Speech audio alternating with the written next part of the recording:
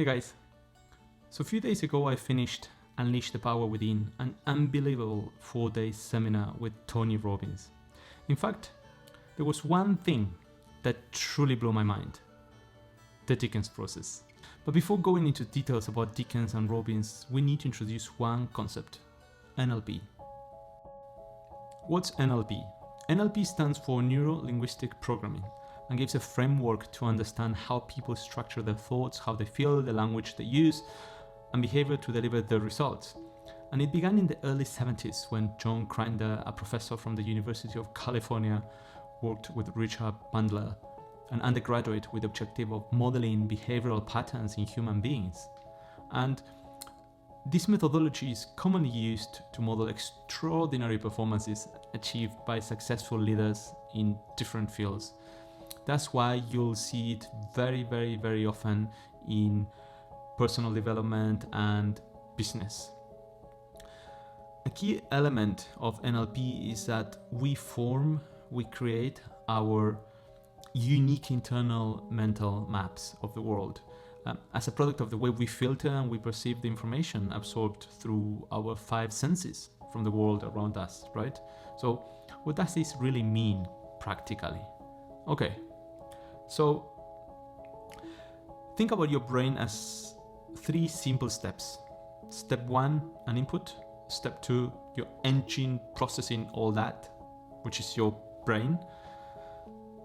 And step 3, the output. The input is all these millions of bits of data coming from the planet.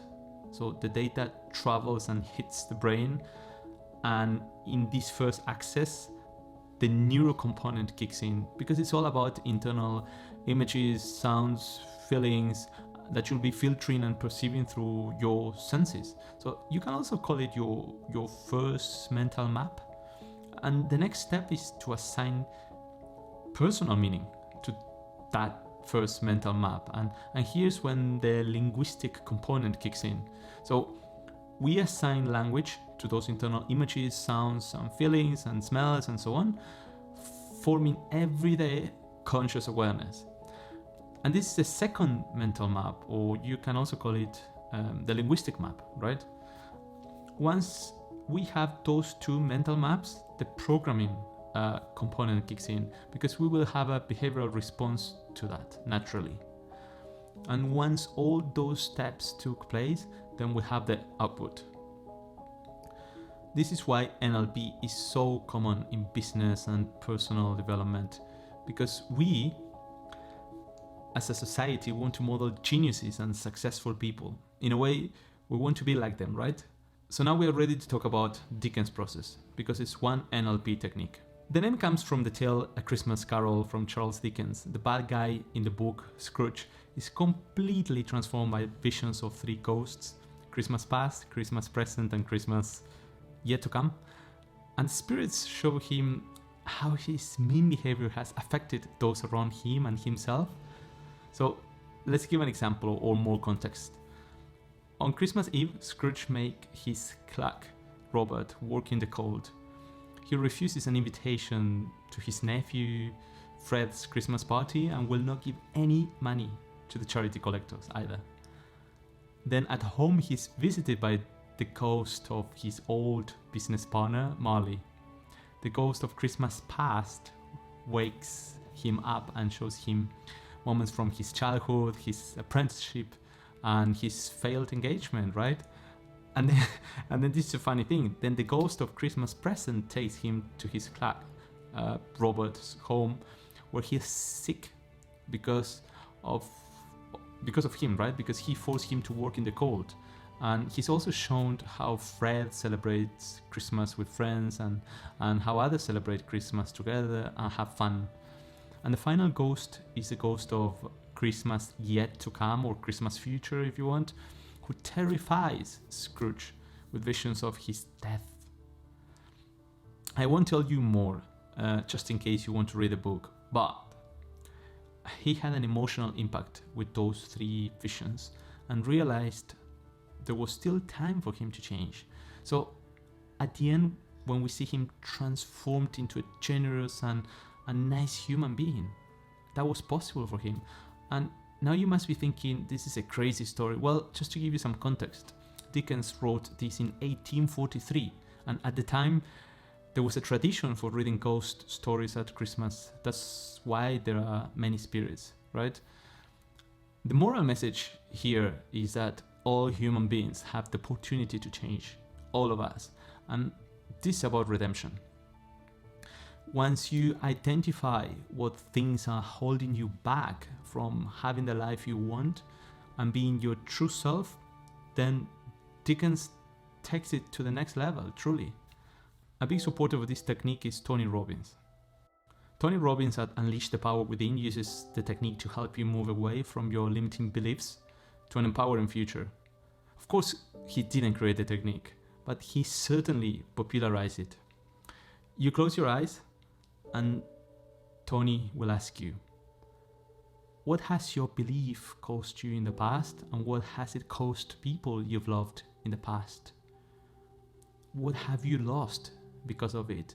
Physically, financially, emotionally, socially, spiritually, all the areas of your life. And you'll need to visualize it, hear it, and feel it. You need to start creating real pain. Then you'll travel to the present, and he will ask you the same thing. What is each of these costing you and your family, friends in the present? And again, you need to see it, hear it, and feel it. Otherwise, it doesn't work.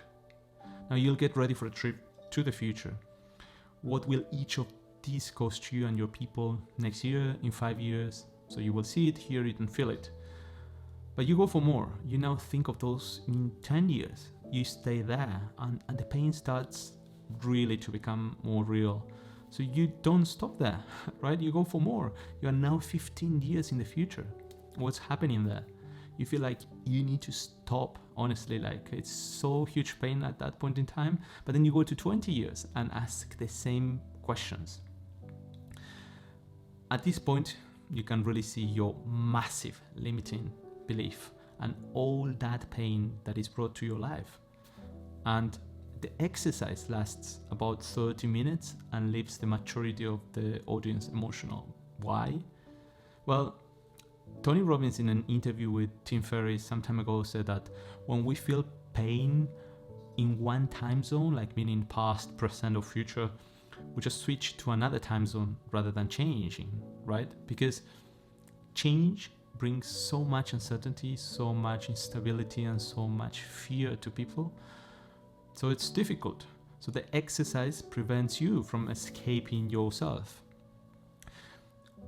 And I have to say, this was my first time doing it, and I didn't really know what to expect. I thought it was some sort of, guided meditation. So I thought, okay, let's do it. And it turned out to be a massive emotional exercise where I saw myself in the mirror, as well as all my circle in different moments of my past, present, and future life. And at the end, I could feel the pain coming from those limiting beliefs. It was like pain fueling me to act, a breakthrough. I'll give you an example, just one, because it's like 3 or 4, but just one example. One limiting belief was that I was losing confidence when building new relationships due to my hair loss. And as some of you know, in the last 5 years, I had so many projects and worked an unreal amount of hours in multiple countries with very tight timelines. So I started to feel stressed. And obviously, no one really knew about my stress, as I never mentioned it. But stress had a physical impact on my body, leading to hair loss. So when doing the Dickens process, I traveled to the past and I saw myself pushing back on developing new relationships because of that. This was a cost. And then I traveled to the present and I saw myself in the same situation. Like nothing was really changing. Just one tiny assumption about my reality was costing me a lot. Then I traveled to the future and I saw myself in the mirror, lonely. Everyone I ever loved was not there because of me. because of my behavior, my reactions, my leave me alone sort of thing, and so on. And here's the thing, then the transformation happened. The pain was exploding, I cannot explain you, and I wanted to transform my limiting belief into an empowering belief. I understood that whatever happened was meant to happen. So I could understand that this was just something in my head. This was a story that I convinced myself to believe. But it didn't mean it was real. So I realized that I needed to go through that, and I'm exactly where I need to be at this moment in order to develop and grow. It's funny, we worry too much about what other people think. When I started my blog a year ago, I was scared to death that my friends or workmates would discover it and shame me. And when I started my newsletter 3 months ago, I thought, why would anyone care about what I write? And when I started my YouTube channel 4 weeks ago, I was terrified about other people's opinion. And the truth is that if I allow those things to stay for too long in my mind, then a limiting belief is created, like a limitation is created. And things such as I'm not good for this, no one will like me, or I don't deserve it will show up. And I don't want that. Anyway, that was my one example for Dickens' process. Obviously, when you think about 3-4 examples at the same time, everything is magnified and your emotions are boiling. But as you can see, this is definitely not an easy exercise, and it only works if you allow it. If you don't want to visualize it, then nothing will happen. And here's the thing. It's definitely very, very challenging, but I really hope this was helpful for at least one person. And if you feel you also have a limiting belief or many, always remember that you are the main character in your own reality, movie or video game. See you next time.